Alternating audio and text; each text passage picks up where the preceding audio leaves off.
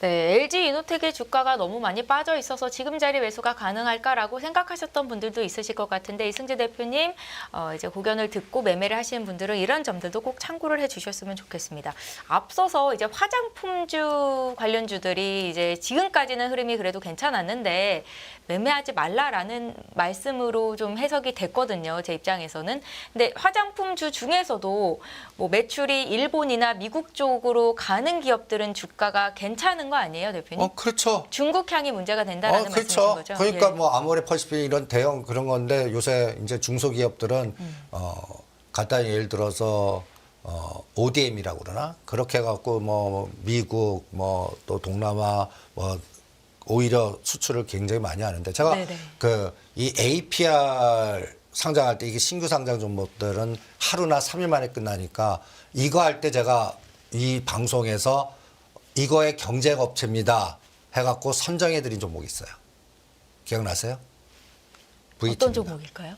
VT. 이것도 그 화장품 이게 또 굉장히 인기 있는 건데 제가 이 APR과 경쟁 관계니까 이건 오히려 빠질 겁니다. 근데 14,500원과 15,500원에 오히려 사놓으시면 요거 19,000원 돌파할 때 때릴 수 있는 변동성 하나 있을 겁니다. 요런 트레이딩 감각으로는 요 VT를 설정해 드렸는데 주도주 물지기는 아닌 것 같아요. 그러니까 이 중국이 디플레이션을 판다는 거는요. 네. 간단히 예를 들어서 중국의 소비 지갑이 줄어들었다는 얘기하고 똑같습니다. 중국도 다 보면 중산층 한 1억, 14억 인구 중에 우리나라보다 뭐 잘 사는 한 1억 명 정도 잡거든요. 네. 그게 그분들이 이 지갑 열기거든요. 네. 지금 부동산에서 돈이 왕창 묶였어요. 회전이 안 돼요. 중국도 아파트를 뭐 한 채, 두 채, 세 채, 10채 이런 분들이 굉장히 많아요. 레버리지가 좋아갖고요. 어떤 때는 10%나 30%만 가면 살 수가 있습니다. 그래서 중국 가면 어떤 분들은 뭐 빈집만 있다 그러는데 원래 그래요. 그리고 어떻게 가동하냐면 여기에 또 중간자들이 있어요. 빈집을 그대로 은행이 담보 가치를 유지시켜요. 이게 어디서 빵꾸 나면 이거에 이자를 못 내는 상황이 되시는 분들이 이 강매가 들어가거나 무너지는 거지. 네. 이거를 유지시켜요. 그런데 그동안에는 도심 주변에는 빈집을 개조해 갖고 우리 같이 그 월세로 집 하는 그런 층들이 굉장히 많았는데 네. 지금 간단히 얘기해서 일자리 줄어들지, 그 다음에 해외 기업 나가지. 그러니까 그런 집주인한테 간단히 해서 내 집 갖고 중간에서 약간 개조해 갖고 임대업 하는 사람들이 점점 힘들어지는 상황. 그러니까 여기서 회전이 안 되는 거예요. 네. 그러니까 지갑도 못 여는 거고. 요런 게 지금 내부적으로 상당히 더 심각해지는 것 같아요. 그러니까 중국 정부는 이 부분을 알아요. 이게 잘못하면은 터질 것 같아요. 네. 그래서 애국주의를 계속 강조하는 겁니다. 애국주의가 더 심해질 것 같아요. 이 부분을 참고하시는 게 어떻겠나. 그래서 중국 쪽에서 전반적으로 쿠션 돌려서 그냥 저는 게임, 유통, 소비, 엔터 이거는 2024년은 하지 마라. 그냥 하지 않는 게 제가 작년도에 엔터 절대 하지 마시라고 그랬지 않습니까? 이유 묻지 마시고 기업 분석도 하지 마시고 이게 쇼 걸릴 겁니다. 어마무시하게 많이 빠져서 요새 좀 사십시다라는 리포트가 많이 나오고 있습니다. 네. 하지 마세요. 그냥 이거 하느니 갖다 해서 미국 공장 들어가는 갖다 해서 밸류체인 하는 거가 더 낫고 원전하는 게 낫고 그다음에 오히려 이제 사우디 쪽에 네옴이나 우크라이나 재건 관련해 갖고 그쪽에서 완전히 역배열의 바닥이 있는 종목들을 하시는 게 뭐 현대 에버다임이라든지 데모라든지 그다음에 또 HD 건설기계 심지어는 저는 현대건설이 지금 계속 누르거든요. 아주 치 떨리실 거예요. 건설주들. 네. 오히려 현대건설 33,000원 사는 게 삼성전자, SK하이닉스보다 수익률이 더 나을 겁니다. 저는 4만 원 돌파할 때 시작이라고 보는 거거든요. 이제 이게 이제 소형 원전이나 또 중동 갖고 풀어낼 것 같아요. 그리고 여기에는 보이지 않게 정의선 회장님의 거버넌스가 있습니다. 현대건설 계속 눌러야 돼요. 왜 눌러야 되는지는 현대 엔지니어링 전번 시간에 주주 구성을 보시고 현대 엔지니어링과 현대건설을 어떻게 카드를 쓰나 한번 보시죠. 그때 타이밍은 2026년 정도에 아까 얘기한 원효대교 건물 섰을 때 여기가 AAM인가? 갖다 해서 모바일이라든지 UAM이라든지 이러한 것들을 연구하는 센터입니다. 네. 나는 거기에 이렇게 높이 든 그 UAM 정착장도 생길 것 같고 두 군데 생길 것 같아요. 원효대교 그쪽하고 삼성역. 요게 이제 인천과 이거를 또 하나의 그 물류 운송 이런 것들의 시스템을 만드나 한번 보시죠. 대충 그게 눈에 보일 때는 2030년일 겁니다. 지금 시동은 내년부터 해요. 뭐 소규모로 인천공항에서 뭐 여의도까지 뭐 이런 거는 있을 것 같은데 이게 대중화되는 사이클은 한 2030년 그때 정의선 회장이 거버넌스가 끝나지 않을까 이렇게 판단을 합니다. 말씀을 들어보니까 뭐 중국 시장에 진출해 있는 애플이나 테슬라 입지는 점점 더 이제 좀 좁혀질 것 같다는 생각이 들고 중국의 애국심이 커질 거니까요.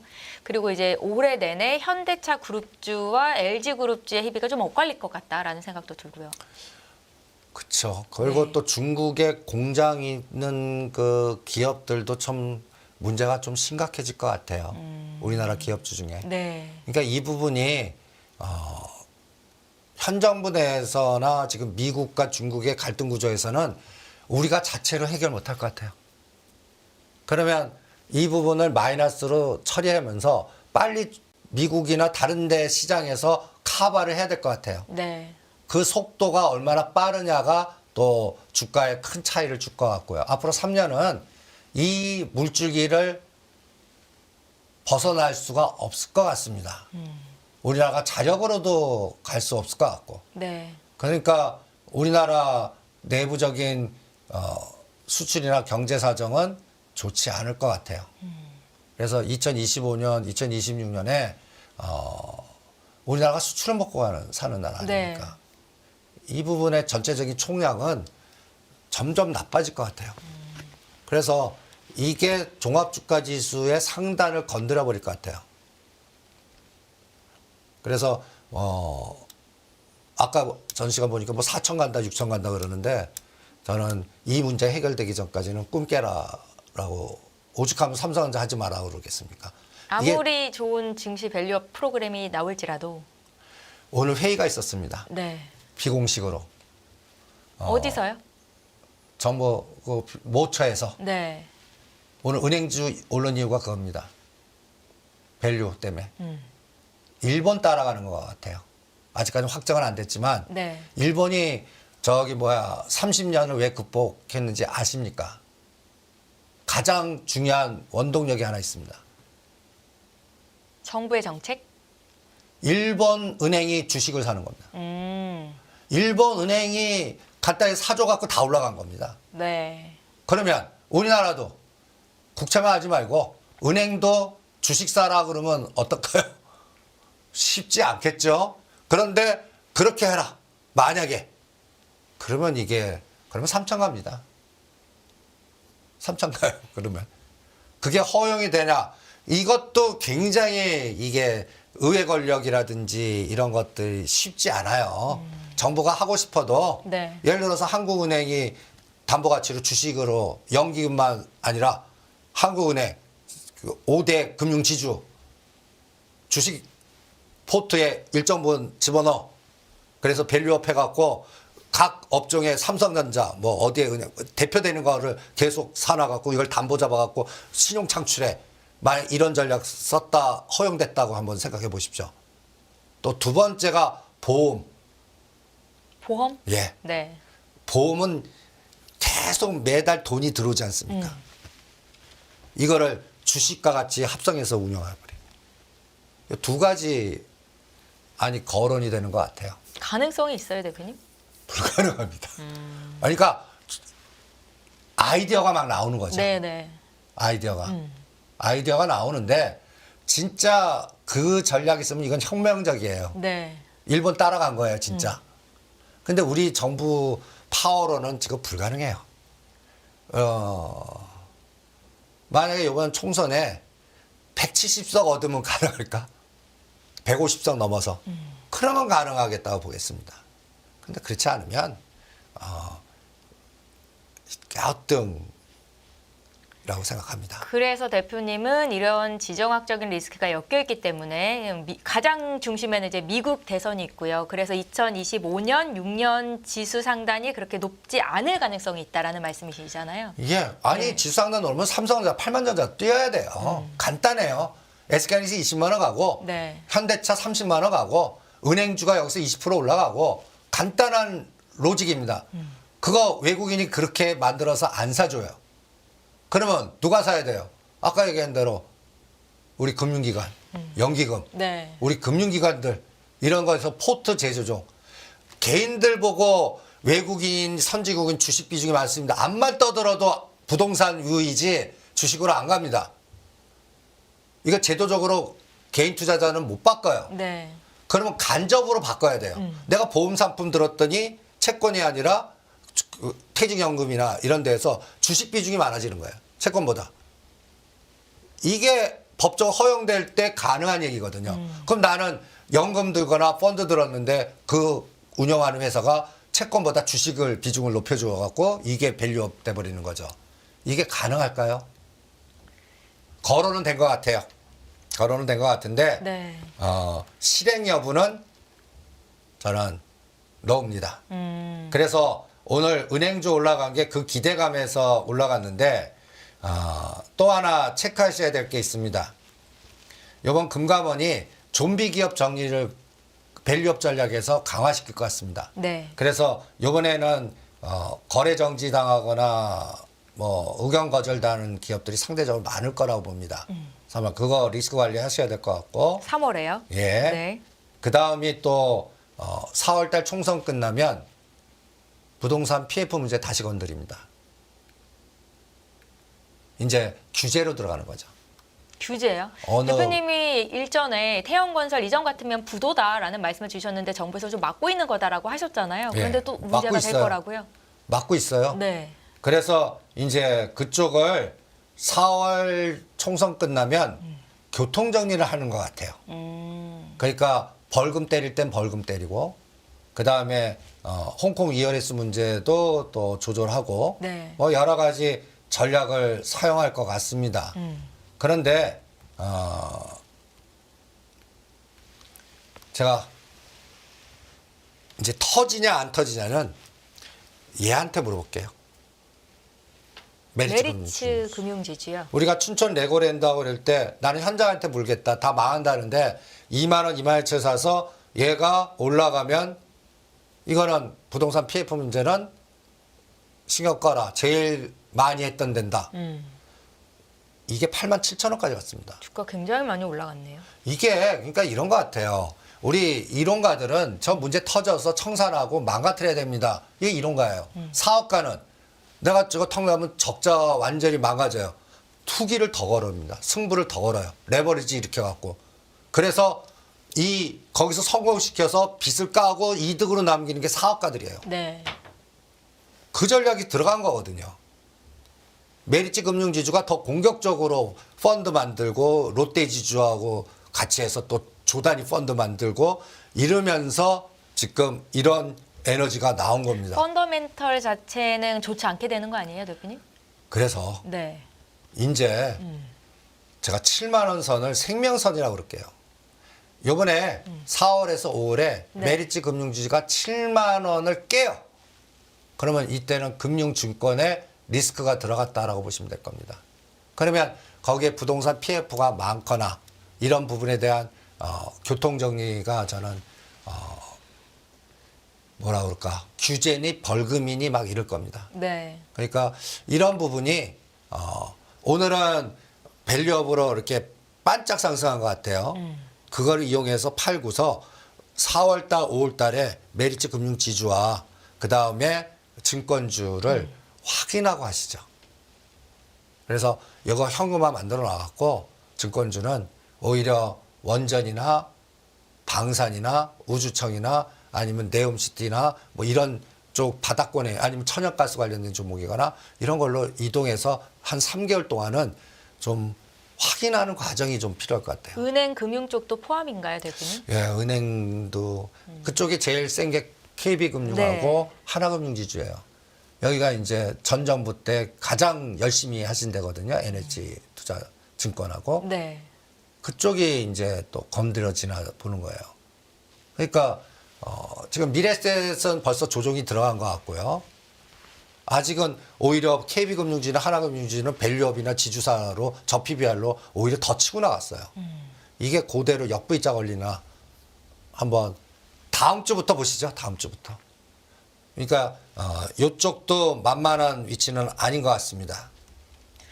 대표님 마지막으로 의료 분쟁 관련해서 좀 어떻게 보고 계신지 좀 여쭤볼게요. 18일이었나요? 서울대 의대 교수들이 서울대 병원 교수들이 그때까지 뭔가 타협안이 나오지 않으면 집단 사직을 하겠다라고 말을 한 가운데 원격 진료 관련주들의 흐름은 어떤지도 함께 좀 봐주십시오. 지금 뭔가를 열심히 보고 계시네요. 야간 선물 보시는 걸까요? 예. 네. 원격 진료가 저는 오늘이나 오늘은 한 에너지가 들어올 줄 알았어요. 이제 더 확산되는데 안 들어와요. 어떤 의미로 해석을 해야 되는 거예요? 그러면 네. 이제는 수급이 들어와서 뭐 에너지가 나와야 되거든요. 안 들어온다는 얘기는 반을 매도하겠습니다. 이게 들어올 자리에서 안 들어와요. 네. 그러면 반 매도해 갖고 수급이 들어오는 쪽으로 가겠습니다. 오늘 데모, 현대에버다임 이런 쪽으로요. 그리고 반은 혹시나 모르니까 네. 냅두겠습니다. 이게 의료 관련된 종목에 대한 전략.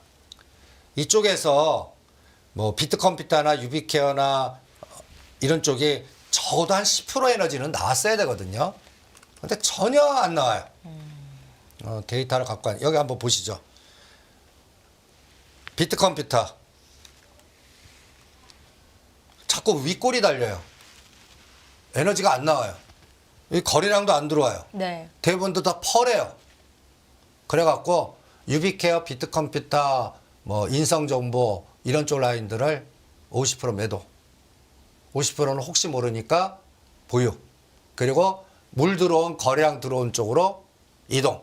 그게 이제 제가 전번 시간에 역발상으로 이제 조선주가 움직일 겁니다 해서 하나오션 21,000원대 설정해 드리지 않았습니까? 그게 24,000원까지 갔더라고요. 그러면 조선 기자재가 이제 그 다음 태웅이니 동성 아이텍이니 화성 밸브니 뭐 이런 것들이 순환이 됩니다.